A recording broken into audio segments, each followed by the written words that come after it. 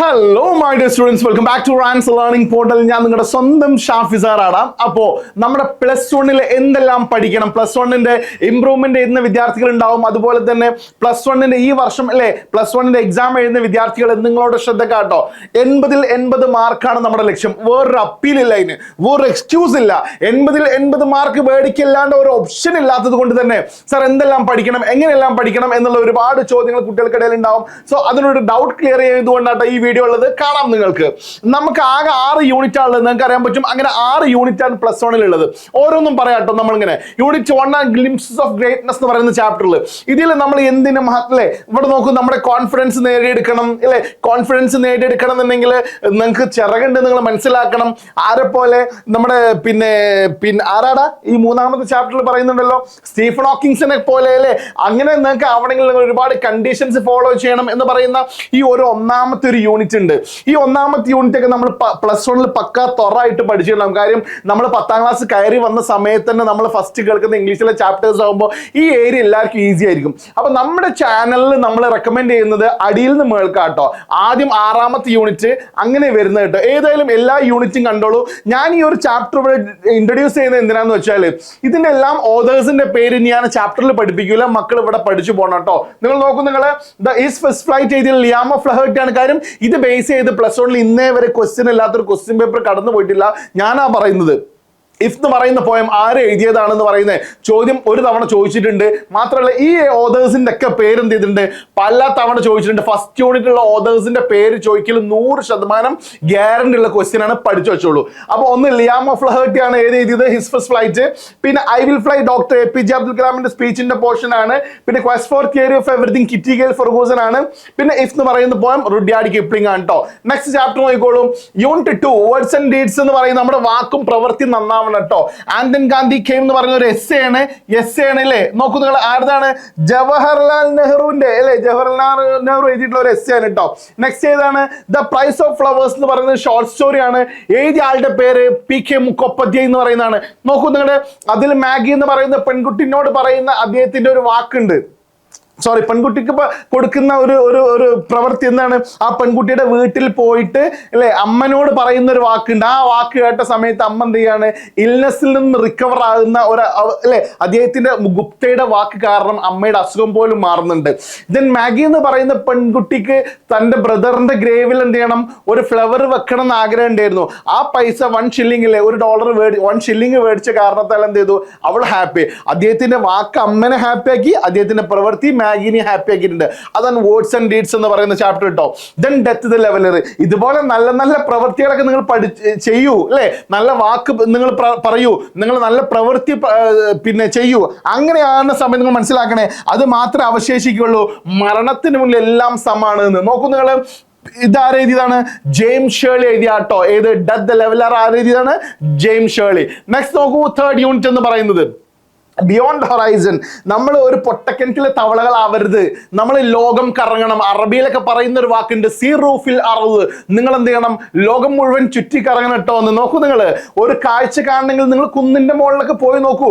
ആ സമയത്താണ് സൂര്യൻ ഉദിക്കുന്നതും സൺറൈസ് ഒക്കെ കാണാൻ പറ്റും. ഒരു ഉയർച്ചയിലാണ് അല്ലെ, കുറച്ച് കഷ്ടപ്പെട്ട് മുകളിലേക്ക് എത്തുന്ന സമയത്ത് അതിന്റെ മുകളിൽ നിന്ന് ഒരുപാട് കാഴ്ചകൾ നിങ്ങൾക്ക് കാണാൻ പറ്റും. കുറച്ച് കഷ്ടപ്പാടുണ്ടാവും കേട്ടോ. യാത്രയൊക്കെ ചെയ്യുമ്പോൾ ഒരുപാട് ബുദ്ധിമുട്ടുകൾ ഉണ്ടാവും. പക്ഷേ അങ്ങനെ ബുദ്ധിമുട്ടി ഒരു കുന്നിന്റെ മുകളിൽ എത്തി കഴിഞ്ഞാൽ മനോഹരമായ കാഴ്ചകൾ കാണാൻ പറ്റും.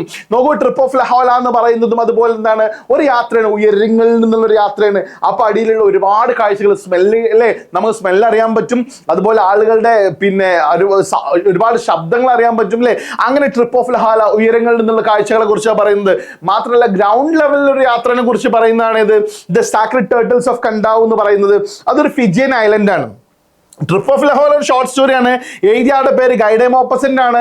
സൺറൈസ് ഓൺ ദ ഹിൽസ് എഴുതിയ ആരാണ്, പറ, HW ലോങ്ഫെല്ലോ ആണ്. Then the sacred titles of കണ്ടാവ് എന്ന് പറയുന്നത് നമ്മൾ ഫിജി എന്ന് പറയുന്ന ഐലൻഡിലേക്ക് യാത്ര ചെയ്യുന്ന സമയത്ത് അല്ലെ, അവിടെ ഉള്ള ഒരു കസ്റ്റം, അവിടെ ഉള്ള കൾച്ചർ നമുക്ക് എന്ത് ചെയ്യാൻ, അവിടുത്തെ ഒരു പിന്നെ ഒരു ബിലീഫ് അല്ലെ, അവരുടെ ഒരു വിശ്വാസം ഉണ്ട്. അതൊക്കെ നമുക്ക് അവിടെ എന്ത് ചെയ്യാൻ പറ്റുന്നുണ്ട്, മനസ്സിലാക്കാൻ പറ്റുന്നുണ്ട് കേട്ടോ. അപ്പൊ നിങ്ങൾ യാത്ര ചെയ്യണം. അങ്ങനെയാണ് മൂന്നാമത്തെ ചാപ്റ്റർ. ഒന്നാമത്തെ യൂണിറ്റ് എന്താ പറയുന്നത് പറ, നിങ്ങളുടെ ഗ്രേറ്റ് ആവണം, നിങ്ങൾ ഗ്രേറ്റ് ആവണം, നിങ്ങൾ പാറണം, ധൈര്യം കാണിക്കണം, നിങ്ങൾ പേടിച്ചിരിക്കരുത്, നിങ്ങളുടെ വാക്കും പ്രവൃത്തിയും നന്നാക്കണം. പോരാ, നിങ്ങൾ എന്ത് ചെയ്യണം പറ, നിങ്ങൾ യാത്ര ചെയ്യണം കേട്ടോ എന്ന്. നാലാമത്തെ യൂണിറ്റ് പറയട്ടാ, നമ്മുടെ മുന്നിൽ ഒരുപാട് കഷ്ടപ്പാടുകളൊക്കെ ഉണ്ടാവും, ധൈര്യപൂർവ്വം അതിനെന്ത് ചെയ്യണം, നേരിടണം, പേടിച്ചിരിക്കണ്ട അല്ലേ. നിങ്ങളുടെ വാക്കും പ്രവൃത്തി നന്നാക്ക്, എന്നിട്ട് യാത്ര ചെയ്യ്. കഴിഞ്ഞിട്ടില്ല. നാലാമത്തെ യൂണിറ്റ് എന്താ പറയുന്നത് അറിയോ, നിങ്ങൾ എന്ത് ചെയ്യണം എന്നാ പറയാ, മുന്നിലുള്ള കഷ്ടപ്പാടുകൾ ഉണ്ടാവില്ലേ, അത് ധൈര്യപൂർവ്വം ഫേസ് ചെയ്യണം എന്ന്. നോക്കൂ നിങ്ങൾ, disaster and disaster management in India ഒരു എസ് ആണ്, അഞ്ജന മജ്വേന്ദർ എഴുതിയിട്ടുള്ള അല്ലെ ഒരു എസ് ആണ് കേട്ടോ. യെസ്, മജുംദർ എന്നാണല്ലോ, അത് സ്പെല്ലിംഗിൽ മിസ്റ്റേക്ക് ഉണ്ട് കേട്ടോ, ശ്രദ്ധിക്കണേ, മജുംദർ ആണ്. Disaster and disaster management in India എന്ന് പറയുന്ന ഒരു എസ് ആണ് കേട്ടോ. അപ്പൊ ഇവിടെ ഇന്ത്യയിൽ ഒരുപാട് ഡിസാസ്റ്റേഴ്സ് ഉണ്ട്. പൊതുവേ 2 ടൈപ്പ് ഡിസാസ്റ്റേഴ്സ് ആണ് പറയുന്നത്. ഏതൊക്കെയാണ്? ഒന്ന് മാൻമെയ്ഡ് ഡിസാസ്റ്റർ ഉണ്ട്, മറ്റൊന്ന് ഏതാണ് പറ, നാച്ചുറൽ ഡിസാസ്റ്റർ ഉണ്ട് അല്ലേ. യെസ് അങ്ങനെ പറയാൻ പറ്റും.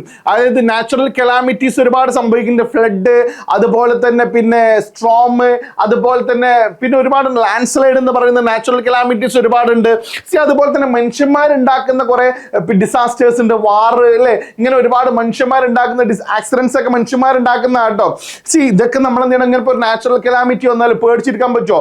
ഇല്ല, നമ്മൾ അതിന് റെമഡി ഉണ്ടാകണം അല്ലെ, ഒരു പരിഹാരം നമ്മൾ കണ്ടെത്തണം എന്ന് പറഞ്ഞുകൊണ്ട് ധൈര്യപൂർവ്വം അതിനെ നേരിടണം എന്ന് പറയുന്നത്. അടുത്തതോ ദ സെറാങ് ഓഫ് രണഗഞ്ചി. നോക്കൂ നിങ്ങൾ, ഒരു ഷിപ്പിൽ ഒരു ഇഷ്യൂ ഉണ്ടായ സമയത്ത് നമ്മുടെ സെറാങ് ഹസൻ എന്ന് പറയുന്നത് എത്ര ധൈര്യപൂർവ്വമാണ് അതിനെ ഫേസ് ചെയ്തിട്ടുള്ളത്. നിങ്ങൾ മനസ്സിലാക്കണേ. ആരതാണ് ചാപ്റ്റർ ഏതാണ്? Doctor AJ Cronin. നിങ്ങൾ 10ാം ക്ലാസ്സിൽ പഠിക്കുന്ന സമയത്ത് കപ്പലിൽ കയറിയിരുന്ന ആളാണ് ആര്? Doctor AJ Cronin, AJ Cronin കേട്ടോ. ഇപ്പോഴും ഇറങ്ങിയിട്ടില്ല, അപ്പോഴും കപ്പലിൽ തന്നെ ഉള്ളത്. നെക്സ്റ്റ് നോക്കുക, അടുത്തൊരു കപ്പലായിട്ട് ബന്ധപ്പെട്ടിട്ട് നിങ്ങൾക്ക് കപ്പലിന് കേൾക്കുമ്പോൾ തന്നെ ഏതൊരു മനുഷ്യന്റെ തലയിലും വരുന്നൊരു പേരാണെന്ത്? ടൈറ്റാനിക് എന്ന് പറയുന്നത്. ദൈവത്തിനെ പോലും വെല്ലുവിളിച്ചു പോയതായിരുന്നു, പക്ഷേ നിങ്ങൾ മനസ്സിലാക്കണം, അതുപോലും തകർന്നു പോയി. എങ്കിലും അല്ലെ, അതിലുള്ള ആളുകൾ എന്ത് ചെയ്തില്ല, പേടിച്ചു നിന്നോ? ഇല്ല, മരണം ഫേസ് ചെയ്ത് എങ്ങനെയാണ്? ധൈര്യത്തോട് കൂടിയിട്ടാണ്. അപ്പൊ നമ്മൾ പിന്നെ ധൈര്യം എന്ന് പറയുന്ന ഒരു സംഗതി ഇല്ലേ, അത് നമ്മുടെ ജീവിതത്തിൽ വേണം കേട്ടോ. ഒരു മനുഷ്യനെങ്ങനെ ഇതിന് അങ്ങേപ്പുറത്തേക്ക് എങ്ങനെയാണ് മോട്ടിവേറ്റ് ചെയ്യുക, അല്ലെങ്കിൽ 4 യൂണിറ്റ് എത്തിയ സമയത്ത് തന്നെ നിങ്ങളെങ്ങനെ അല്ലെ, നിങ്ങൾ ടീച്ചേഴ്സ് ക്ലാസ് എടുക്കുന്ന സമയത്ത് അതിനുള്ളിലുള്ള ഓരോ കോറും വെച്ച് നിങ്ങളെ പഠിപ്പിച്ചിട്ടുണ്ടായിരുന്നു െങ്കിൽ നിങ്ങൾ ശരിക്കും ഇൻസ്പയർഡ് ആവുമായിരുന്നു. വേറൊരു മോട്ടിവേഷൻ ക്ലാസിന്റെ ആവശ്യമില്ലായിരുന്നു എന്ന്. നോക്കൂ, നിങ്ങൾ 5ാമത്തെ യൂണിറ്റിൽ ജീവിതത്തിൽ ഒരു സന്തോഷം എന്ന് പറയുന്ന ഒരു സംഗതി ഉണ്ട് അല്ലെ. ഗൂസ്ബെറീസ് എന്ന് പറയുന്ന അതിൽ 2 ക്യാരക്ടേഴ്സ് ഉണ്ട്, ഇവാൻ ഇവാനിച്ച് ഉണ്ട്, നിക്കോളായ് എന്ന് പറയുന്ന ക്യാരക്ടേഴ്സ് ഉണ്ട്. അവർ ഇഷ്ടപ്പെടുന്ന പലതരം ഹാപ്പിനെസ് ഉണ്ട് അല്ലേ. അവരുടെ ഓരോരുത്തർ others can only try to make us happy. മറ്റുള്ളവർക്ക് നമ്മൾ ഹാപ്പി ആക്കാൻ ശ്രമിക്കാനേ പറ്റുള്ളൂ. Happiness is our choice. നമ്മൾ ഹാപ്പി ആവണോ വേണ്ടേ എന്നുള്ളത് നമ്മുടെ ഇഷ്ടമാണ്. നമ്മൾ പറയുന്നത്, ഞാൻ എപ്പോഴും പറയുന്ന ഒരു വാക്കാണ് കേട്ടോ. മറ്റുള്ളവർക്ക് നമ്മൾ ഹാപ്പി ആക്കാൻ ശ്രമിക്കാനേ പറ്റൂ. ഹാപ്പി ആവണോ വേണ്ടേ എന്നുള്ളത് നമ്മുടെ ഇഷ്ടമാണെന്ന്. രണ്ടാൾക്കും 2 സ്റ്റൈലിലാണ് ഹാപ്പിനെസ് കണ്ടെത്തുന്നത്. ഒരാളുടെ ഇഷ്ടം അങ്ങനെയാണ്, വേറൊരാളുടെ ഇഷ്ടം ഗൂസ്ബെറീസ് ഒക്കെ നട്ട് അതിൽ നിന്ന് ഗൂസ്ബെറി എടുക്കുക, കഴിക്കുക, അതൊക്കെയാണ് അയാളുടെ ഇഷ്ടമുള്ളത്. അപ്പൊ ഹാപ്പിനെസ് എന്ന് പറയുന്നത് അയാളുടെ ഇഷ്ടമാണ്. പിന്നെ ചില ആളുകൾക്ക് ഹാപ്പിനെസ് കിട്ടില്ല എങ്ങനെയാണ്? കടന്നുറങ്ങിയാലാണ് അല്ലേ. ഉറങ്ങിയാലും ഹാപ്പിനെസ് കിട്ടും അല്ലേ, ജീവിതത്തിൽ ഒരു സന്തോഷം കിട്ടല് കുറെ ഉറങ്ങിയാല്. അപ്പൊ ഇയാൾ പറയണ ഉറക്കം എന്ന് പറഞ്ഞാൽ ചില്ലറ കാര്യമൊന്നുമല്ല. ഈ ഗൂസ്ബെറീസ് എഴുതിയ ആളെ പേരെന്താ? ആന്റൺ ചെക്കോ എന്ന് പറയുന്ന ആൾ എഴുതിയ കേട്ടോ. ടു സ്ലീപ്പ് എന്ന് പറയുന്ന പോയം ആര് എഴുതിയാണ് പറ?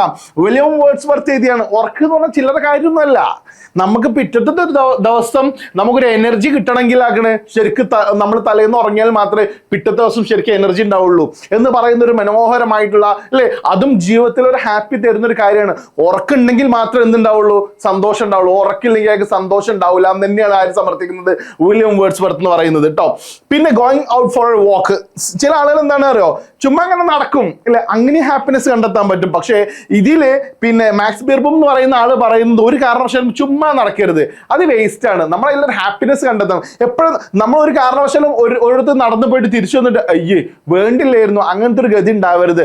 അവിടെ ഹാപ്പി ആവൽ എപ്പോഴാണ്? നമ്മൾ ആ നടത്തം യൂസ്ഫുൾ ആക്കി കഴിഞ്ഞാൽ മാത്രമേ നമുക്ക് എന്താവുള്ളൂ, ഹാപ്പിനെസ് കിട്ടുള്ളൂ എന്ന് പറയുന്ന 5ാമത്തെ യൂണിറ്റ് കഴിഞ്ഞാൽ അത് എഴുതിയ ആളുടെ പേര് നിങ്ങൾ പഠിക്കണം കേട്ടോ.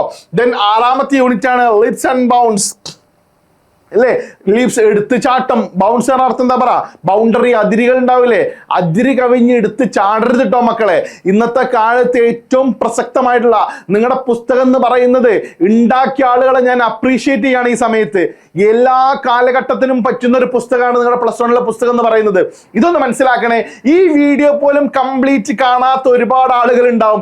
ഇത്രയും കാലം നിങ്ങൾ പഠിച്ചത് ഇതായിരുന്നു എന്നുള്ളത് ഇപ്പൊ മനസ്സിലാക്കുന്ന ആരെങ്കിലും ഉണ്ടെങ്കിൽ അടിയിലൊന്ന് കമന്റ് ചെയ്യണം കേട്ടോ. ശ്രദ്ധിക്കണേ, നിങ്ങൾ എടുത്ത് ചാടുന്ന മുമ്പ് ശ്രദ്ധിക്കണേ. സൈബർ സ്പേസ് എന്ന് പറയുന്നത് നമ്മുടെ ഈ നെറ്റ്വർക്ക് ഉണ്ടാവില്ലേ, ഇന്റർനെറ്റ് എന്ന് പറയുന്ന സ്പേസ് ഉണ്ടാവില്ലേ, നിങ്ങൾ ഉദ്ദേശിക്കുന്ന പോലെ ചില്ലറ കാര്യമൊന്നുമല്ല. അത് ഭയങ്കര ഒരു വേറൊരു മേഖലയാണത് അല്ലേ. ആ സൈബർ സ്പേസിനെ കുറിച്ച് ആര് പറയുന്നുണ്ട് അറിയോ? എസ്റ്റർ ഡൈസൺ എന്ന് പറയുന്ന ആൾ സൈബർ സ്പേസിനെ കുറിച്ച് അതിന്റെ മെറിറ്റ്സും ഡിമെറിറ്റ്സും കാര്യങ്ങൾ കംപ്ലീറ്റ് അവിടെ പറയുന്നുണ്ട്. അത് നോക്കൂ, സമൂഹം ചത്തോന്ന്, ഈ സൊസൈറ്റി ഡെഡ്, സമൂഹം ചത്തോ. എല്ലാവരും ഈ മൊബൈലിൽ ഇങ്ങനെ കുത്തി കളിച്ചിരിക്കല്ലേ, പിന്നെ എങ്ങനെ മുഖത്ത് നോക്കാനുള്ള സമയം ഉണ്ടോ മനുഷ്യന്മാർക്ക്? ആളുകൾ ഫേസിലേക്ക് നോക്കണില്ല എന്ന്.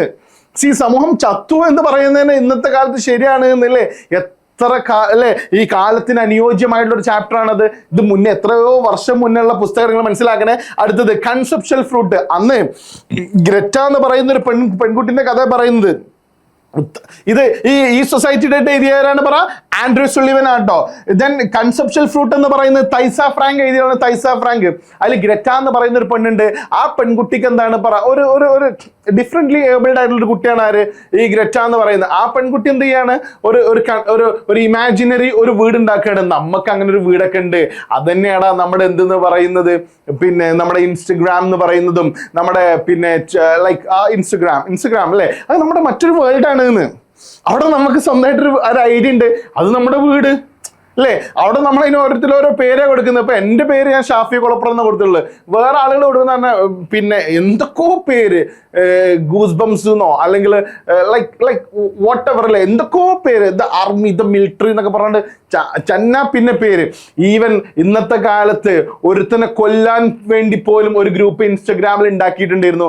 അവൻ മരണപ്പെട്ടു, നമ്മുടെ ഷഹബാസ് എന്ന് പറയുന്ന എന്റെ മുത്ത് അല്ലേ. ശ്രദ്ധിക്കണേ നിങ്ങൾ, ഇങ്ങനെ ഒരുപാട് അല്ലേ നമ്മുടെ സമൂഹം ചത്തു എന്ന് ശരിക്കും എന്ത് ചെയ്യാൻ പറ്റും, ഇവിടെ പറയാൻ പറ്റും. ഈ ചാപ്റ്റേഴ്സിന്റെ ഓതേഴ്സിന്റെ പേരിന്റെ മക്കൾ പഠിച്ചു വെക്കണം കേട്ടോ. +2 വിദ്യാർത്ഥികളാണ്, ഇമ്പ്രൂവ്മെന്റ് ചെയ്യുന്ന വിദ്യാർത്ഥികളാണെങ്കിലും +1 വിദ്യാർത്ഥികളാണ്. അപ്പൊ സാർ എന്തിനത് ഇത്രയും ഡീറ്റെയിൽ ആയിട്ടൊക്കെ പറഞ്ഞത്? അപ്പോൾ നിങ്ങളൊരു ചാപ്റ്റർ, ഒരു എക്സാമ്പിള് സൈബർ സ്പേസിനെ കുറിച്ച് പിന്നെ കുറച്ച് പോയിന്റ്സ് അല്ലെങ്കിൽ ഒരു എസ്സേ എഴുതാനുണ്ടെങ്കിൽ ഈ 3 ചാപ്റ്ററും കൂടെ കണക്ട് ചെയ്ത് നിങ്ങൾക്ക് എഴുതാൻ പറ്റും എന്ന് മനസ്സിലായുണ്ടോ? നോക്കൂ, നിങ്ങൾ ഹാപ്പിനെസ്സിനെ കുറിച്ച് എന്തെങ്കിലും എഴുതാണെങ്കിൽ ഈ 3 ചാപ്റ്ററും കൂടെ കണക്ട് ചെയ്ത് എഴുതാൻ പറ്റും. അടുത്ത നോക്കൂ, നിങ്ങൾ ബ്രേവിംഗ് ദ ഹസാർഡ് എന്ന് പറയുന്ന ഒരു മനുഷ്യന് നിങ്ങൾക്ക് മുന്നിൽ ഒരു ലൈഫിൽ ഒരു വെല്ലുവിളി വന്നു, നിങ്ങൾ എങ്ങനെ ഫേസ് ചെയ്യും? ഈ 3 ചാപ്റ്ററും കൂടെ കണക്ട് ചെയ്ത് എഴുതാൻ പറ്റും എന്ന് കണ്ടില്ലേ നിങ്ങൾ?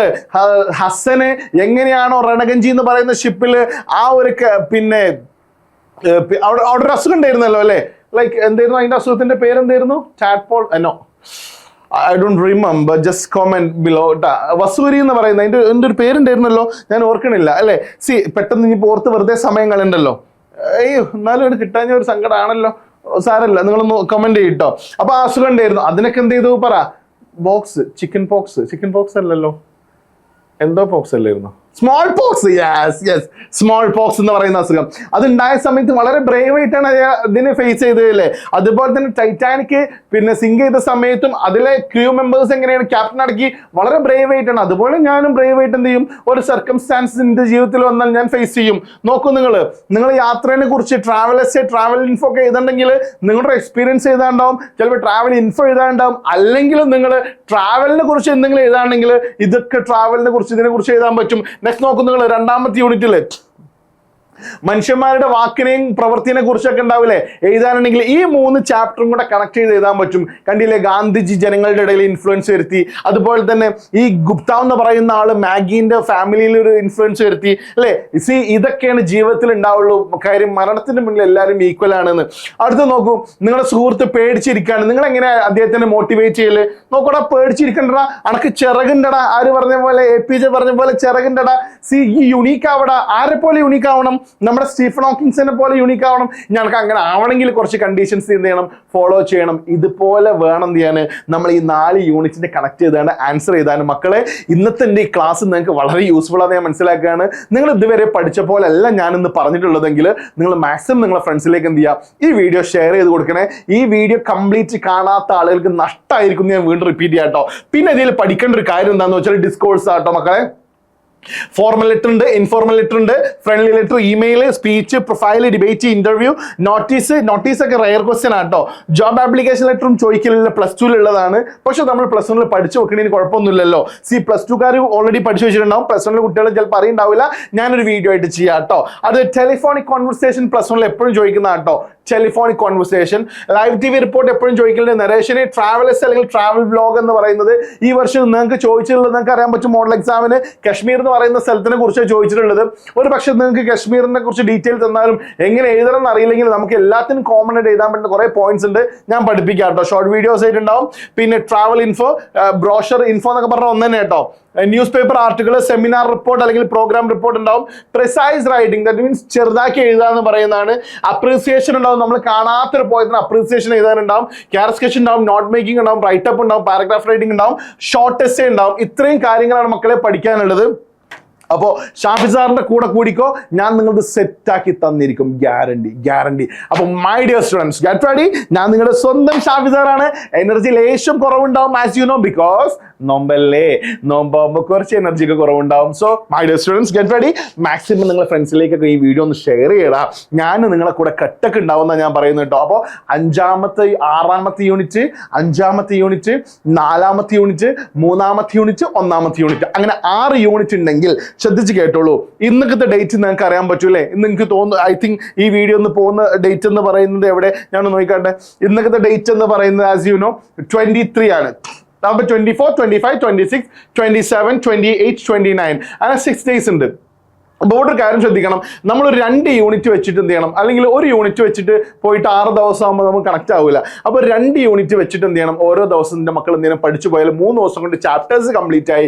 പിന്നെ ബാക്കിയുള്ള ഒരു 2 ദിവസം നമുക്ക് ഗ്രാമറും ഡിസ്കോഴ്സും കൂടെ പഠിച്ചാൽ പിന്നെ 29ാമത്തെ ദിവസം നമുക്ക് എന്ത് ചെയ്യാൻ പറ്റും, ഡയറക്റ്റ് പോയിക്കൊണ്ട് എന്ത് ചെയ്യാൻ പറ്റും, എക്സാം എഴുതാൻ പറ്റും. അപ്പോൾ ഈസി ട്രാക്കാണ് എൻ്റെ കേട്ടോ. ആ ട്രാക്ക് ഞാൻ ഒന്നും കൂടെ പറയാണ്, ഓരോ ദിവസം 2 യൂണിറ്റ് വെച്ച് പഠിക്കുക.